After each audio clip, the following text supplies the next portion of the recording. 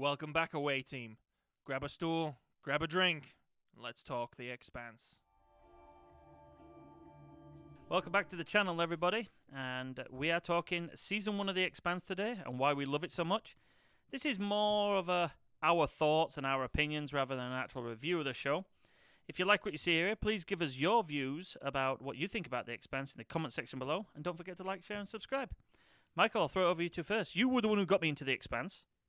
You're mega passionate about it. I've watched through the full seasons twice now. Got to finish season 5 again. I want to leave it a little bit long because it's only just come out and I only just recently watched it. But tell me, season 1, what did you love about it? Because you've also, just to clarify for the viewers, you've also read the books. So. Yes, but an interesting thing to point out is I found the show first. And I've not read the books. And this one of the 2 times where that's happened. 2 times. There's no way that's 2 happened times. in my life, where I've actually found television or film media first, and then the novels. The other example would be The Witcher. And see, for me, I did the same with Game of Thrones. I watched season 1 of Game of Thrones. I didn't even know it was about book. Mm-hmm. And you were like, oh no, it's set in a book series. And then I read all the way to end of book 4 in the space of like 2 weeks. So that, in my opinion, can amplify my subjective opinion on the show, because it's the show that I fell in love with, and it's, in my opinion, still what I look more forward to. I'm not as excited for the books being released. There's a book I haven't read that is out already, and Babylon's Ashes, I think it is, which is the most recent. Oh no, I've only read parts of it. See, and maybe that's something we're going to put down on our docket for a future discussion: books versus visual media. Yeah. Because we both read book series and seen Lord of the Rings is a perfect example. So I can narrow this down now for season 1, and to me it's because season 1 is a masterclass in world building, and as a sci-fi fan, a sci-fi aficionado and nerd, it is one of the greatest examples of world building as far as a possible future for humanity. And I completely agree with you on that one. And when The Expanse first came out on sci-fi in the US and space up here, I believe they missed an opportunity with the marketing of the show, and that's probably why it didn't blow up to start with, because this show should be held in the same regards as like the reimagined Battlestar Galactica, as far as I'm concerned. The marketing wasn't very good, and it was just put out as a science fiction show, Earth versus Mars. But like you say, it's the entire world, and to me the first season is more based on the Belters rather than Mars and Earth. We get thrust into the solar system, and a telling of the story that actually makes the solar system feel big, as opposed to other sci-fi shows where not just Belters either, but self-proclaimed Belters, people who have left the bullshit of the inners like to become and like Holden and well, Amos, you could say arguably. I think Amos just goes where Amos goes. That's kind of his thing. But it's that you've got 2 planets. One we know very well, Earth. We've got a general gist of Mars, of what it would be like as a colony.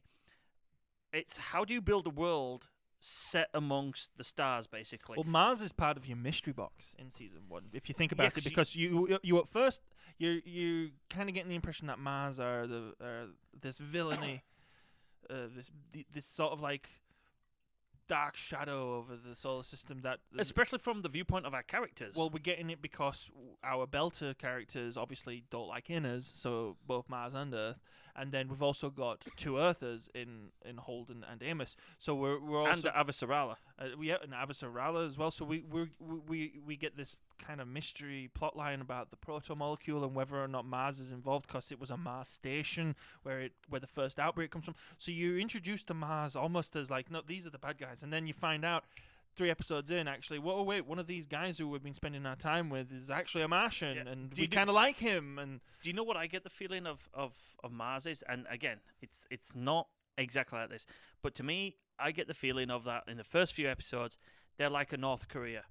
You know of them, but you don't know exactly what, from the point of the belt, you don't know what their society is like, you don't know, because they get kind of painted in the first few episodes as potentially the series bad guys. I think it's probably more fair to say communism in general, because because I don't think they're villainized quite like But no- North Korea should be villainized. But I But- only picked but North the Korea for the secrecy, is Yeah. what I was thinking more of. But it's also not so much secrecy as it is militarism. Like, we know they're a militaristic state. They have Yeah. drafts and mandatory service. You could see them having Yeah. parades if there was an atmosphere. They're a nation built all on one goal to better their people, to better their Yeah. society. So there is a. It's funny I say communism because realistically the UNN is they're a socialist nation because everybody's living on basic. But yeah, I think ultimately though the goal is from season 1 is to create so much intrigue that you don't know who's the good guy, who's the bad guy. That starts with our initial characters. You're introduced to Miller as this noir detective who's kind of a cynic. You can sense he's a bit of a rogue, a bit of a loose cannon cat style cop, and he's doing his own thing. Somehow falling in love with someone he's never met. It's very interesting. Very interesting character beats with Miller because it's so different in stark contrast to the rest of the show. And funnily enough, I just want to point something out. We had quite a heated discussion off camera about whether or not this is an ensemble show, and I think that is what I learned from that conversation we had. Actually, is that's a testament to the characters that most people define for themselves who their main characters are, who their heroes are. You've got Avasarala fans, you've got Miller fans, you've got people who are just fans of it took me forever to get you on Holden's side. and it wasn't until the second watching of the series that I actually liked him. So it's not There's just there's always going to be a Team Edward and a Team Jacob. Yeah, so Team Iron Man, Team Cap. I started off the top of the hour with saying that this is a masterclass in world building. Well, your world is useless unless you have good characters to populate it with. And there's another thing that this show does fantastic, and another reason I love it. So one of the things I love about this show is it's science fiction. We all know it's science fiction. We're not living out on Eros or cities and mining the asteroid belt. But what I love that it does at least attempt to is try and put real science into the science fiction. Well, that's the world building. Yeah, because like we discussed, we've discussed before, like Star Trek, you get beamed aboard a ship, warp factor 5, and you're at a planet. Mm-hmm. Th- Whereas this- in the Expanse, it's like we know where we can move around the solar system real fast, but you find out very quickly that it's painful. You've got to take all of these steroids and all of these drugs in order to make sure you don't die. But their ingenious way of also coming up with why there's gravity on the ships. There isn't the turn on the artificial gravity. It is real gravity. It's caused by the ship accelerating and decelerating. Do you know what's cool though? Like, you could go into Star Trek now lore and really sort of like technobabble your way around things and say, well, actually what's happening is that the decks of the ships are simulating Acceleration. forward motion in the direction of up relative to the deck. So that's why artificial gravity on the ship. So the Enterprise, instead of flying through like this, it flies like that. Well, no. So it's it's isolated inside its warp bubble. Well, I guess the warp field isn't always active, which means when the warp drive isn't They'd have on, no gravity. they'd have no gravity. Yeah. But there again, though, That's what happens in the Expanse. Yeah. When the Epstein drive is not engaged and there is no thrust, then there is no downward force, or an apparent downward force. And this is why I love as well, when you're watching a show for a second time or third time, fourth time, how you pick out small little things. The very first time I watched it, I couldn't understand how there was a plume of blue light when you saw ships coming towards you. But then it dawned on me, if I'm coming to you, I've got to keep accelerating towards you. So the front of the ship, which is not actually the front, it's the top of the ship, because all the decks are built like a skyscraper, that's pointing towards you, and that's the way it's accelerating. So everybody's stood at a right angle to the plane of travel. No, they're stood on the right angle. We should put like a diagram diagram on the screen. And then to slow down, there must be a free, maybe 4 or 5 second where they have to turn the engine off and flip it round, and then they decelerate. So it's actually the plume slowing the ship down, and that's why when the space shots are of ships and you see ships coming towards them, you see blue lights. But that didn't dawn on me the first time, and it's tiny little details like that that I There's so I love much. about There's this so show. much blink if you miss it stuff when it comes to the world building in this show. Well, I think that's why a lot of friends who I've suggested to watch The Expanse have had a hard time getting into The Expanse because so much happens. Like the bit where the EXO on the Canterbury is having his nervous breakdown, for instance. Like I remember I was watching it. Fuck, who was I watching it with? and they were probably like, why is he put all soil on the I ground? think it was Dad, but I was watching it with someone, and they were like, "Yeah, what's he doing? Like, why is he walking on soil?" And I'm like, "Well, he's probably just absolutely Being out in like space so long. done with being in space. He's having a nervous breakdown over being in this constant perpetual, no, well, it's not perpetual, but this free fall environment that is outer space, and he misses the feeling of earth and gravity beneath his feet, so he's thrown soil on the ground just so he can get that feeling. Well, It's that's a detail right there, because that guy fucking dies Yeah. at the end of that first episode because the ship gets blown up, and I assumed he was going to be around. Oh yeah, spoilers by the way. I assumed he was going to be around, but that's just like such an important moment. It only happens to that guy, but it shows us, the audience, and through the eyes it's of what people suffer from. that being in space is in this universe, in this future, is no cakewalk. It is no Galaxy class Enterprise D with daycare and Yeah. 10 forward. and But also- weird like martial arts like but- gyms. But another use of the science base there with one of my favorite characters, Science what? based facts, is Avasarala. When we first introduced to her, she's introduced as a badass who's torturing a belter. And how is she torturing him? Well, she knows that these people have been born and grow up in space in very low gravity. It's called gravity hooks. So she's literally just got him hooked, and the gravity is torturing this guy. That's such a small detail. One, to show that they've thought about how a belter would be on Earth, but also to show you how far Avasarala, at this point in her character arc, Oh yeah, is willing to go. world building masterclass, because it does two things at the same time. It shows us that this is a ruthless, doesn't give a shit political leader, and also shows us that the belters are frail. They've evolved to be different because they live And they're- outside of gravity. And the fact that we don't... Sorry, I'm pretty sure I just paraphrased you there. Yeah. We don't necessarily see it from the Martian point of view, but we probably... Yeah, we do. Not until season 2 though. Yeah, but we get from that one scene, as much as... From that scene, you could have easily... You'll understand why I say easily shown that Avasarala was the bad guy. And she could have gone from that point in the book or the show to be the villain. Because what she's doing is despicable. But Well, it's torture, a good starting point to show where she's It's a little bit of an allegory, isn't it, for waterboarding? Well, it also shows as well what Because Earth... she's not killing him or No. anything, but it's very inhumane what she's doing to him. And it also shows what in us... he ends up killing himself.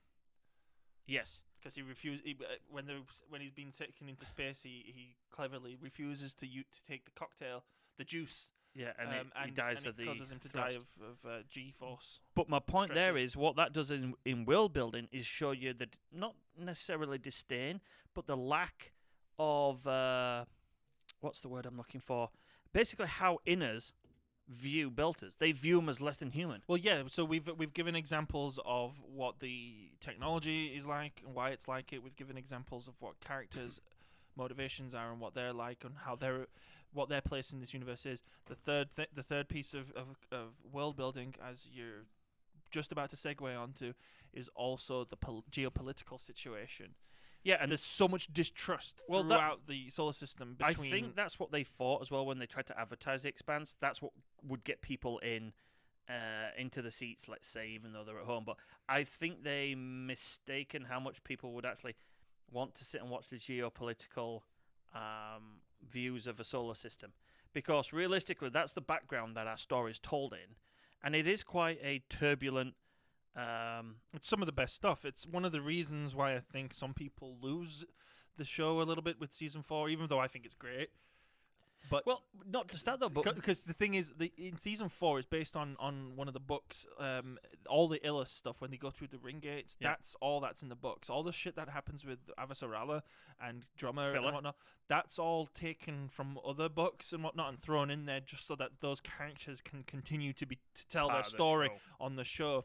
So yeah, there's a clear like there's a clear sign right there that people love this show because of the geopolitical stuff. The two main bad guys in the first few seasons, one is a politician, and then the other one is basically either just a rich, corrupt corporation. he's either working for the politician or being corrupted by the politician or trying to corrupt the politician.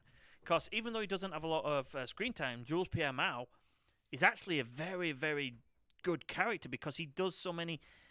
He's very self-serving, but he also pushes out that he's got a human side to him. He also pushes out the fact that he's trying to expand human knowledge of the universe. Well, that's what's so refreshing about this type of story, and what was so great about the A Song of Ice and Fire series, and then the later seasons of the show just kind of ruined it. There's no like villainous mwahahaha evil. Even the elephant in the room, which is a good segue for probably the final. The evil elephant? I must have missed that the scene. final discussion point, I think, somewhere where we can wrap this up, is the alien presence in this show, which we got some over here. If you can see, it's glowing blue. The protomolecule, which is kind of a mystery box, but done right. But it's also, it's not benevolent or malevolent. It's a tool. Mm-hmm. It's just this thing that was designed by a long dead species to help further the advancement of technology and space travel. Very much like the Reapers in Mass Effect when it comes to the Mass Effect technology. If this is again adapted from the books, this is very good writing because they've written a mystery box element in the protomolecule, and even now through 5 series, we still really don't know what it is. What? We still don't really know what it is. Yeah, we do. Oh, no, I mean as in why it was created, who created it. Yeah, we do. So we call them the Builders. That's the only name we have because they're long gone. They're a dead civilization. They built a galactic network of civilization and space travel using the protomolecule. Yeah, but what I'm saying is we as the viewers know. What I'm saying is the people who have been experimenting with it still don't really know. I think there's only... sorry. No, they know that too. They know that too. What you're trying to say is they don't know how it works. Yeah, so because I think the person with that information is at the point of season 5 is only really Cortazar and Holden. So he sees it through his visions. See, Holden's not a scientist. He doesn't know how it works either. All Holden knows is that when we're using it and there's another force out there, he knows the builders that is not happy that we're using it. But again, we're getting too far ahead of ourselves. You don't know any of this stuff by the end of season 1. By the end of season 1, you're still in complete mystery as to what it is. It's actually very, and very all you know creepy. is it's been manipulated by us as humans. Messing around with things that we don't That's understand. the greatest thing. Hey, there you go. Yeah, it shows. So we know what it is. We don't know how it works. Messing around with things you don't know. And that's where you get with Jules Pierre Mao, the fact that he experiments on children later on. Sorry, we'll go into that in next episodes. But we find that the levels that he's willing to go to he's the closest you've got to a mustache twirling villain, even though he's not, purely just because on the levels he's willing to go to further his research, to the point where he even sacrifices. But in season 1, it's kind of interesting because we know that he's just the father of the main mystery plot for the first season in Julie Mao, who again another inner who comes out to help the Belt, who understands and sympathizes with the plight of Belters. She is kind of illustrates to us that her father is not a good person, and we get that impression by realizing that she's rebelling against what he's doing, and also that's our first sort of key, that first sort of indication that he is involved with the protomolecule experiment. Because by the end of season 1, all we know is that his company was involved in building the stealth ships. Yeah, that was one thing. Protogen. That was one thing. Protogen is we know Protogen is involved in building the ships. We know Protogen is involved in researching the protomolecule, and all we know is that Jules Pierre Mao's head company owns Protogen. We only know that he's nefarious at all because of Julie Mao, because we know that she's rebelling against him. So season 1 is essentially structured like this. So we've discussed all of the umbrella reasons for why we like it. So let me just outline real quick. It's pretty much structured like this. We have the noir mystery plot of Miller trying to find out what happened to Julie Mao. We have the crew of the Rocinante, or the former crew of the Canterbury, trying to essentially clear their name and find out also again what the hell's been going on.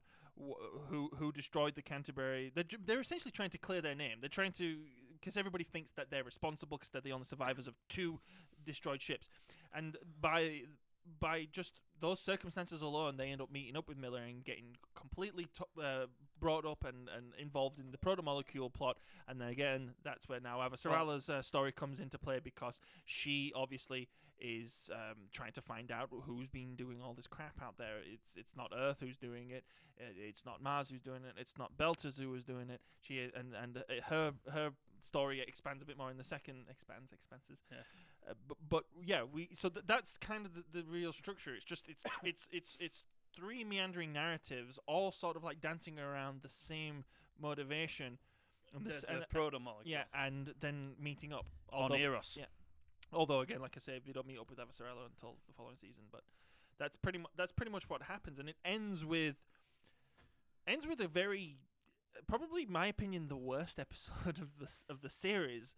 The episode where they're trying to escape from Eros, and I've just not a fan at all with the way that is with the way season one is ended. It feels incomplete. You know, it doesn't feel like a finale, is what it feels like. It feels like just another run-of-the-mill, every-day-a-week episode, which is fine when you're binge-watching it. But back in the day when this first aired, they then had to wait for season 2.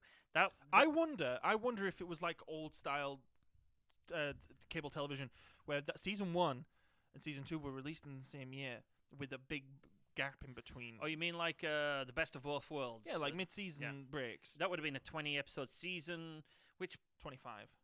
23, sorry. Because the first season's 10 episodes. Season 2's 13, I believe. Right, yeah. So here's my one on that last.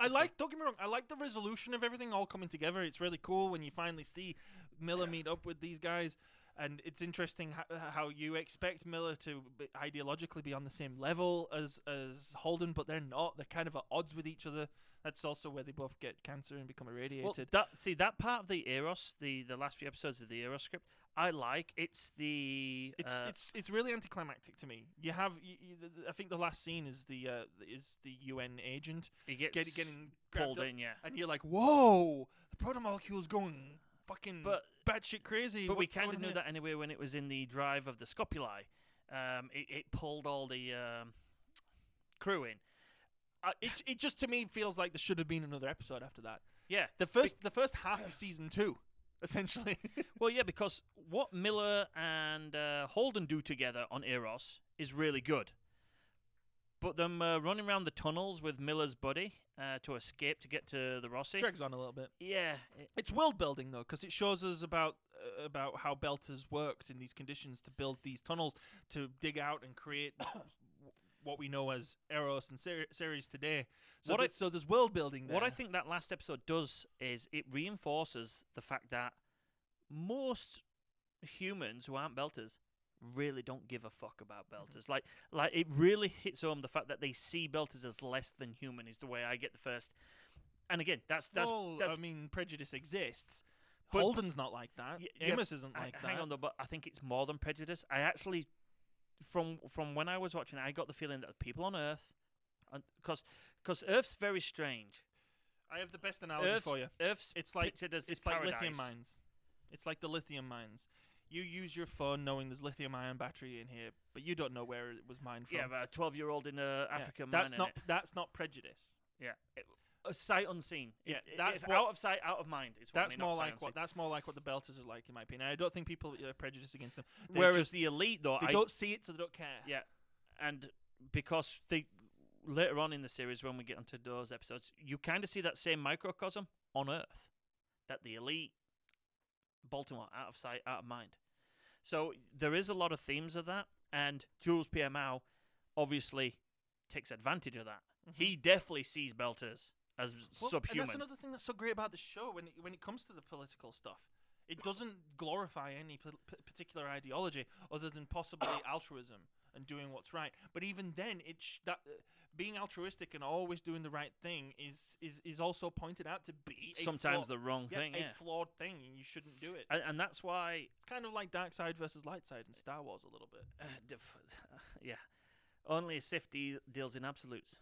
Do or do not, there is no try. Well, it's true. That means Yoda's a Sith. We need less Sith and Jedi and more Ahsoka Tano's is essentially what I think the modern day ideal of Star Wars is. And if you want to now swing that back around to The Expanse season 1 is basically saying we need less ruthless leaders and less altruistic leaders and more compromising leaders, pragmatic leaders. Because that's funny. We had that argument about the four main characters, as you like to call them, but the crew of the Rocinante, they all start out kind of hating each other, not trusting each other, not really liking each other, and over the course of the entire season, this is really where The Expanse has the. Did they end up sitting down and eating lasagna together in the first season?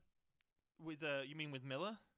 Because they have lasagna together earlier, I believe, but when they accept Miller into it, because is it Amos? Yeah, because Miller. Oh no, it might be season 2 because Miller's friend's killed by Amos in the last episode. Yes, it is. Yeah. So it's the start of season 2. Like you say, beginning season 2 should have been the end of season 1. But my overall point there though was that season 1 really it does an amazing job of believably making 4 characters who can't stand each other and are suspicious of each other and don't know anything about each other, and all of a sudden becoming this tight knit group, this ragtag crew. And do you know what? One of the best ships in sci-fi, in my opinion. Do you know what I like about the 4 main characters are? Holden's who we all want to be, but he at the start he's way too altruistic. Amos is who we're all afraid to be. Yeah. Naomi is who we should be, and Alex is who we all are. Well, yeah, I think the way I put it, we've had this conversation many times, even when we were watching the show. You've got the idealist. You've got the realist, you've got the pragmatist, and then you've got the... Alex. You got us. No. Alex is the pragmatist. Oh, I would have thought Naomi was more pragmatic. No, she's the realist. Which I guess pragmatism and realism are sort of the same. The reason... okay, so idealist with Holden, realist with Naomi. Alex is more the flawed, understand... He's us. No, I don't think... Because we all have flaws. I don't think he's the everyman, because I don't think I would fucking cheat on my wife to go become a pilot or something. I wouldn't do that. I wouldn't abandon my family. Like he's but hang on though. He's flawed in a very bad way, is Alex. Yeah, this is the reason I ranked him so low on my top 10 Rocinante ranking list. But by again, the way, though, is because I think a lot of people love Alex, and I know I'm gonna get a lot of flack saying this is about Cass Anvar, but it's got fuck all to do with any of that. I think Alex is a very weak character. But that's the thing. He understands and knows exactly what his flaws are and what he's good at, and that's why he has the courage of his convictions to just leave and go and live his life. Well, Naomi has the same sort of story. Actually, holy shit! All 4 of them share that in common. That's what they all share in common. They all left. Is that they all left what they thought was to be their real life to go get themselves a second chance. And they end up meeting them. Naomi leaves Philip and Marco because she doesn't want to be a terrorist. Holden, so again, realist. Holden leaves his family on Earth because he was bred to be a leader, and he just wants to go and be his own man, but he can't escape being the idealist.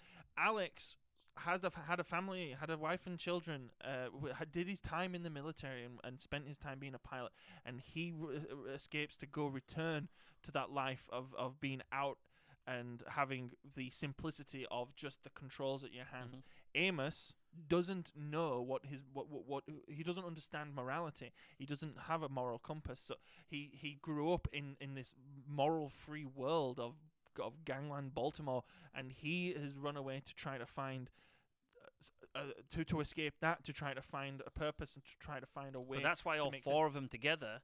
Holy, that's such a good little comparison. It's kind of like that the writer wrote 4 characters of all different aspects of their psyche that they wanted to put together in one character. This is why you think they're the main characters. Yeah, and that because when you say Alex is us, well, no, all 4 of them are us. Yeah, that's what I'm saying. So Holden's who we want to be. Yeah. Naomi's who we realistically should be because she's the realist. None of us want to be Amos, but we're all Alex. But we all have Amos in us. Yes, and we. I don't think we're all Alex. I think you're a little off. You've got to find a better way to tie that in. And the We're reason not why, all Alex. before anybody in the comments says no, none of us are murderers. When push comes to shove, and I'm not saying you as a person, I'm on about humans as the four of them is a microcosm for what humans are capable Yeah, of. there's a moment in season 5 that points that out when he's Yeah. like the churn, as they call it, when all the lights go out and all the food becomes scarce. The inner monster in all of us comes out. But I think you need a better way of tying Alex into us. I think Alex is the flawed aspect of the human psyche. He knows he's flawed. Alex's depression. Maybe, but he's still trying to do everything to. Isn't that what depressed people do? They always put up a face. People who are really depressed don't say, "I'm depressed." People who are depressed are silent and don't talk about it. And a lot of people don't even realize that they're depressed. And they act like they're not depressed. So that's you're getting right. That's why I see those as our four main characters. Plus, they're on the ship. It's still you're confusing terms. You shouldn't be calling them the main characters. They're just they're the relatable characters. Because you can't relate to Christian Avasarala. No, and you can't relate to Miller. Christian Avasarala is based off of, I think, a Pakistani political leader from decades ago. I forget what her name was, and I should have looked that up. So she is written with intent for a historical allusion. She has a specific purpose in the story that is based on something outside of what is considered relatable. Same goes for Miller again. Miller is already decided as a character. He is a cynic. Yeah, he doesn't have much character development throughout his first few seasons. He has a little bit. It actually culminates with his persona as the investigator. Yeah. Whenever he breaks free from the influence and the real Miller's consciousness is there, that is him being who he would have been had he been given the life, an ideal life. You were definitely right. The first season, I think same goes for Bobby as well. Bobby can be slightly relatable, but not to people like you and me. We didn't grow up in countries which forced us into military service. We didn't grow in a country that was first. that was radicalizing you against other ways of life. And the fact that she has the ability to grow and go beyond that is why but she's such a great character. But we'll get on to that still in the next episode. They're still main characters. But the whole first season as a whole, like you say, world building, it ended.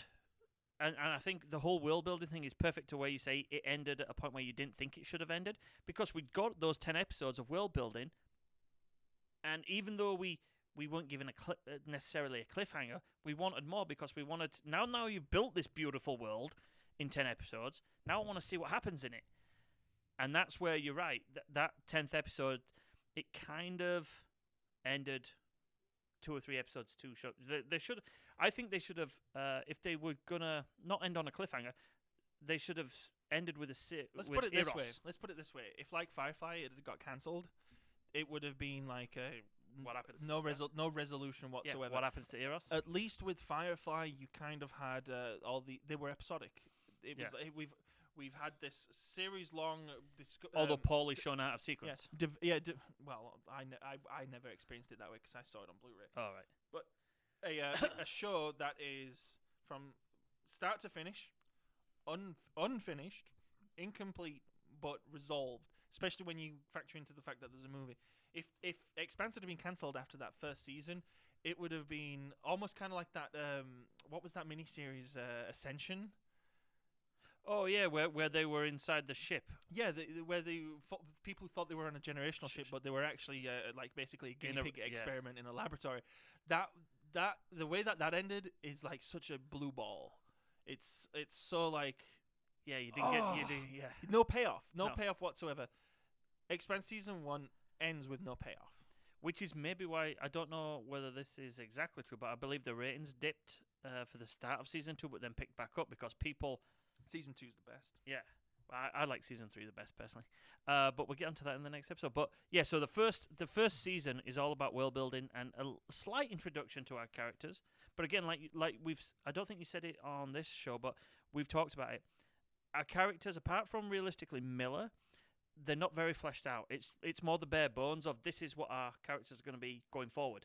We're now going to start adding bits to them as the show goes. They're not very mega I developed. think, funnily enough, the non-main characters, A development. Avasarala and Miller get more development in season 1, because, like I say, they're written with a specific goal in mind. They're both illusions. They're characters that are very specifically telling us, the audience, something. Whereas I think the 4 other characters are the relatable characters. These are people. These are ones who we want to get to know more. We want to feel like we like. Oh yeah, I totally get that. I totally feel that, and I understand what he's going through right now. You don't have that with Miller and Avasarala, but you don't need to have that with Miller and Avasarala, because they are essentially set in stone. The ink is dry for them. 100% agree. Okay, I'm going to throw 2 questions to you. Give me your 3 favorite moments of season 1, and then give me your favorite kind of like set piece. So my favorite moment of 3. Yeah, 3 favorite moments, and then your favorite set piece. In no particular order. I think the destruction of the Canterbury is one. I would also say the moment where Miller is about to die in the airlock. Dawes' guys have thrown him in the airlock, and his partner comes up and saves him. I really love that moment. And probably it's a toughie for season 1 especially, because there's again no real outstanding moments, because I'm trying to save the set piece, because the set piece is the Donager battle. Right. Okay. So my third favorite moment would be probably gonna have to go with.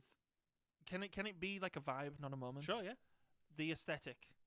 The overall Mass Effect style aesthetic, blue, red neon lights everywhere. I love Tycho Station. I love the Rocinante is fantastic. Mm-hmm. It's actually horrible that she spends most of season 1 like with that horrible Bratna gas logo on, and the fucking canisters and whatnot. I guess that's another great moment when they find the Anubis.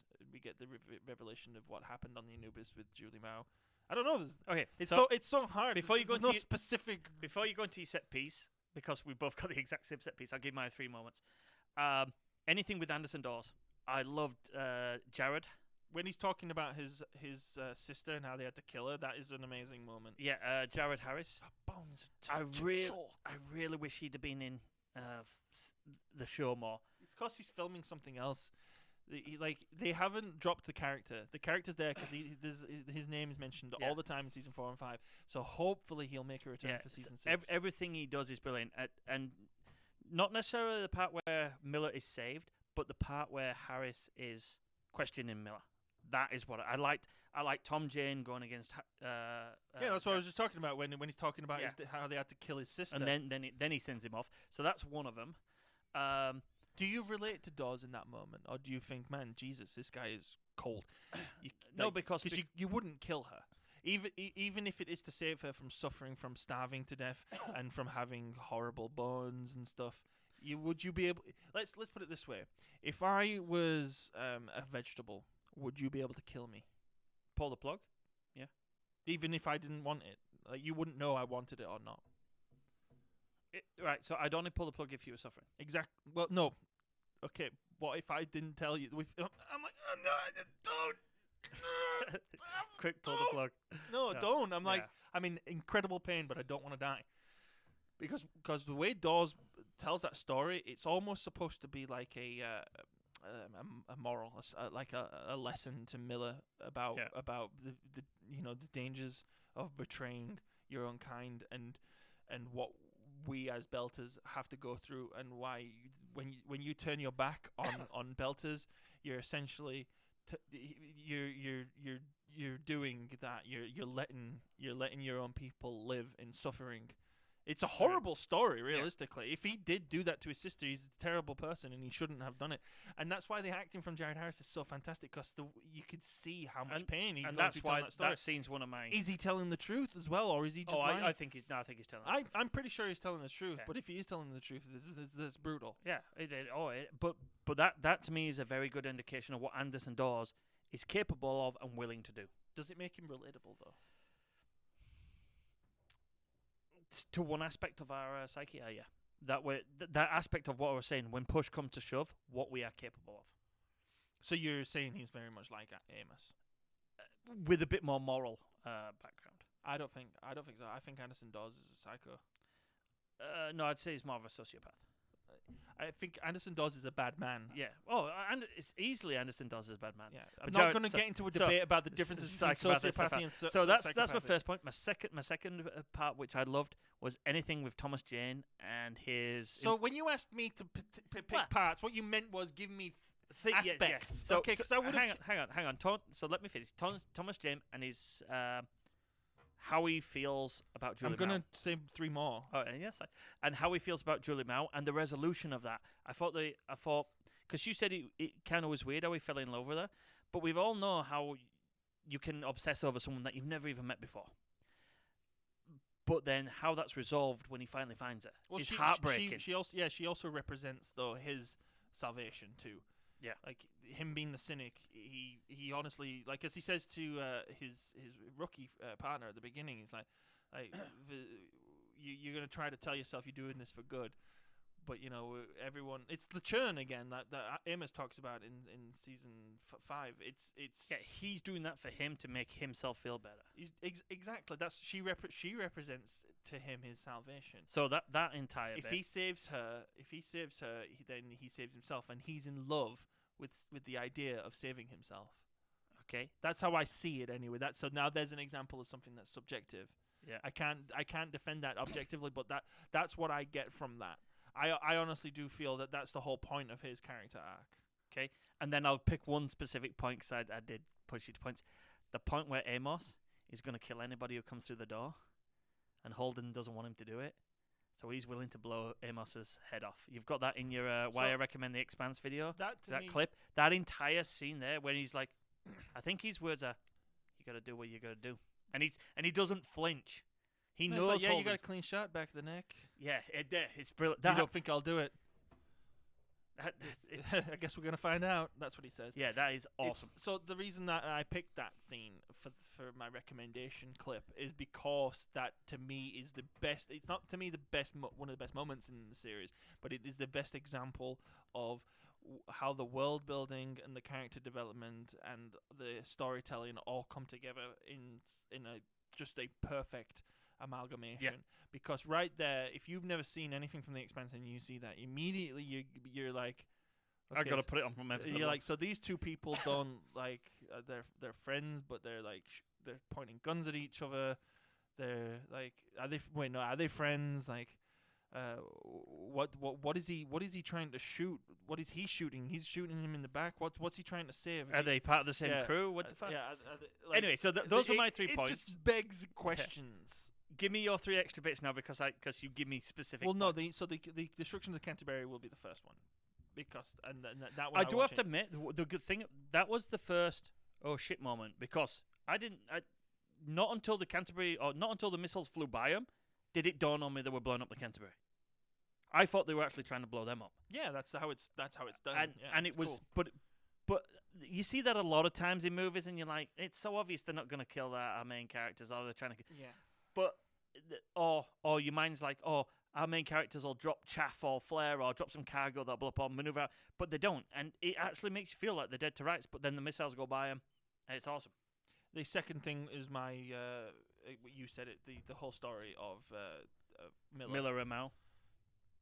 Not just Mao, but just everything with Ceres, everything with Miller after he leaves Ceres, all that stuff's great. Yeah. And then I think the third like overall thing I said already was a vibe, right? How it looked. Just the design and ultimately I guess the technology. The technology is everything about it. No one seems to agree with me on Reddit for this. Fuck Reddit, man. But like, I can't help but see this parallel. But everything visually about this series reminds me of Mass Effect. To the point where even the colours of the Rossi in the MCRN colours are very similar to the Normandy.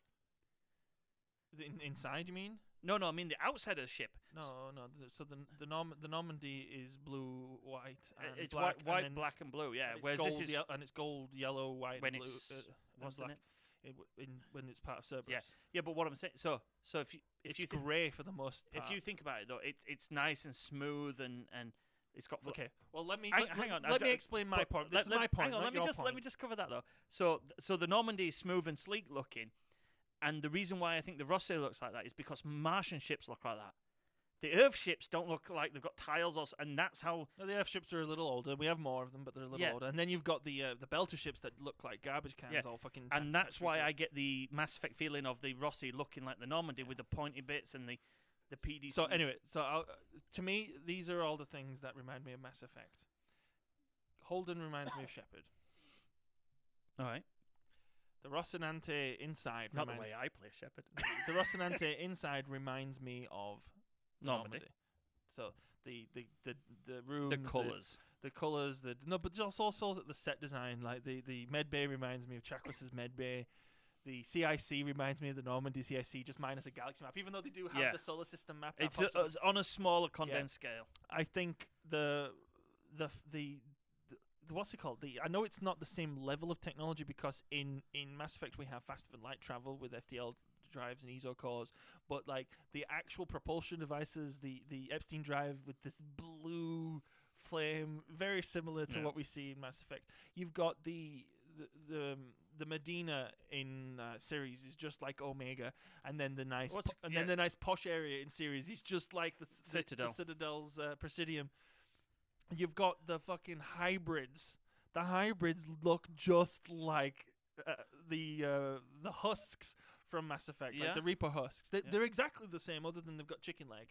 But then also, just the protomolecule in general, the whole idea. To be honest, we're going to just do something about Season 3 here real quick. In Season 3, we discovered the protomolecule was designed to help us with space travel. So mass relays. Yeah. And the people who built them, and we found them, and we are using them, but we don't know how they work. Or a lot of our future technology is going to be based off of that, and so it's just the whole vibe of the Expanse just gives me the same thing. This gives me the same tinglies that Mass Effect give. Anyway, let's quickly wrap up with our set piece because we've both got the same one out of Season 1, and that's the entire sequence from when they get on the Donager to the Donager's destruction and they get the Rocinante. Could do an entire episode the on that. Yeah.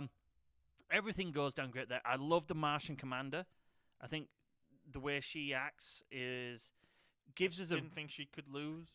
Well, the hubris is really high because she defeated pirates in the belt and whatnot. But it also, when she realizes she's defeated, it gives us a great insight actually into Martians. And that they are not this all-conquering bad guy that the first half of the season kind of tried to pit. Like we were saying in the North, they're actually still human, and that they do have human values when they try and get Holden off the crew because they're the only ones who know the truth. That doesn't make you Martian, doesn't make you Earther, it makes you human.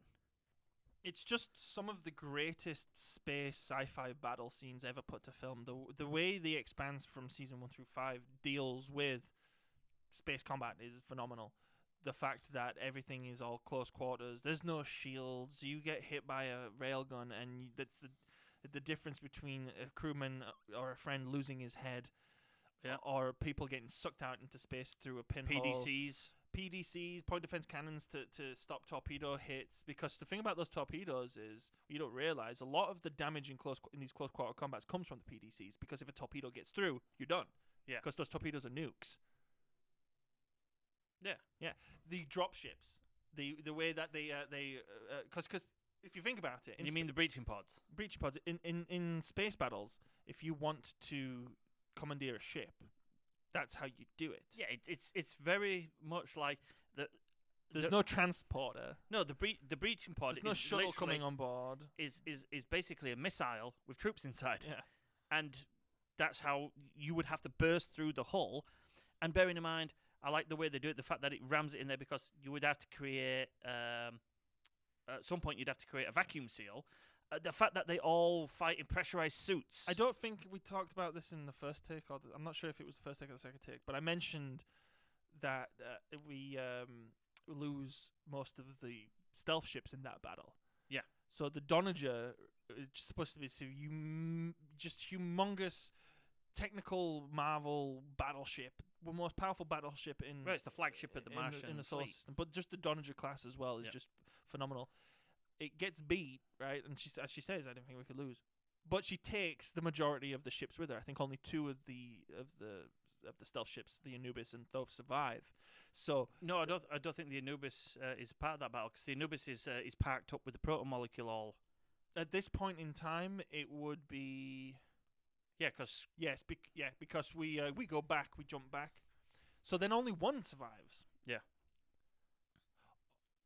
No, wait, because there's the moment when Julie Mao is telling her story, and we're seeing her story, and she's in the brig, and she can hear PDCs firing and stuff, and she can hear a battle going on. yeah, but that's not the Donager. It is. Well, no, it can't be, because the Yeah, because the Anubis is the one that sends out the distress call. The Anubis sends out the distress call, suckers and the then Canterbury. kills the can. So it destroys the Canterbury. That's why it's a symbolic putting everyone to rest when they destroy the Anubis. Yeah, that's true. So only 2 escaped that battle: the Anubis and the one that the one at Thoth Station though might have been just hanging out at Thoth Station for a while. Either way, we gotta stop doing this. This is when we start getting into fights. Yeah. Start going off topic. So what happens is the Donager still manages to take out half of these stealth ships. So we get to see just how dangerous and just how final these space battles can be. It's almost akin to charging the lines back in medieval times. You know you're going into battle. You're probably going to die. Well, You go into battle in the Expanse. You know there's a good chance you're probably going to die. That's the good thing about the Expanse as a whole, with all its space battles, like we were saying. There is this sense of that fighting in space is way more deadly than what we have now, fighting on the Earth, like even in ships and planes and shit. Well, and it is. It's super deadly because it's not just the weapons either. No. It's vacuum of space. Vacuum of space, motion, as we find in season 2, when we've got poor Amos trying to fix the drive core when they're in the battle with Thoth Station, and he's flying around. Oh, that's it. I was going to say that was going to be my set piece, but I thought it was season 2. No, that set piece, season 2. Yeah. So we'll talk about that when we come to season 2, because that set piece is awesome. But that's how we can bring it all full circle with the Donager battle. That's what the Donager battle does very early in season 1. It really shows and lands home to us, the viewer. This isn't the Enterprise exchanging phaser blasts against Klingon bird of prey. Oh, the shit flying everywhere. Yeah, this is very chaotic. Battlestar Galactica. Yeah, this is chaotic, absolute, like, one poor move and you're done. This is, again, like I say, the difference between getting sucked out of a pinhole or having your head blown off.